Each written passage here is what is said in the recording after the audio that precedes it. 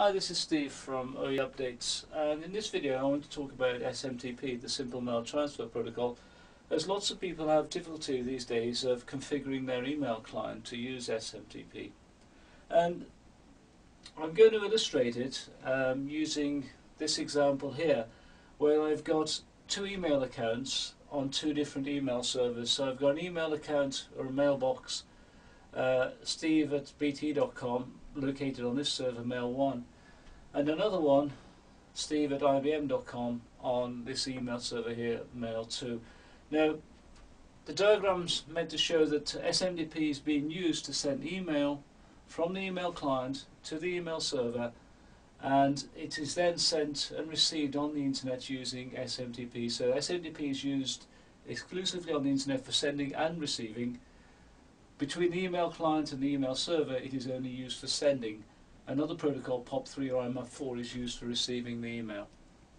Now, in the early days of the internet, the SMTP configuration was very, very simple. All you needed to do was to know the address of an email server providing the SMTP service, and you configured your email client to access their email server. You didn't require any kind of authentication, any kind of logon details, like you did with the POP3 access. Now, those days are long gone due to spam and other things. Almost all email providers now require some kind of logon before you can actually send email through them. So when I configure my email client here to send email via this email server here, I will need to configure the SMTP service to authenticate, i.e. to log on, so I need to supply username and password. Now, that is usually the same as the POP3 username and password, and most email clients just have a little tick box which you tick to say use the same.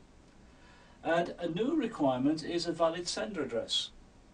What this means here is, if I configure this email client to send email through this email server, I provide a username and password to send the email through the server.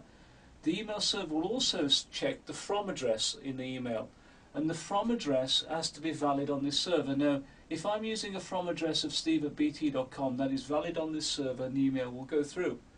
But if I try to send an email with a from address of steve@ibm.com through this email server here, then it won't work. So, two things you may have to configure now. One is authentication, that's almost always used these days. And another newer one, which is becoming more and more common, is a valid sender address. Now, this only causes problems when you're in this scenario here, when you've got an email client accessing email from multiple email servers, and that is actually very, very common today. In which case, you normally have to configure the email accounts so that they use the same server as the mailbox is located on. So you configure this email client to use this email server for sending and receiving email for this address, and you'll configure the email client to use this server for sending and receiving email for that address. Okay, I hope that's clarified SMTP a little bit. Until next time, bye.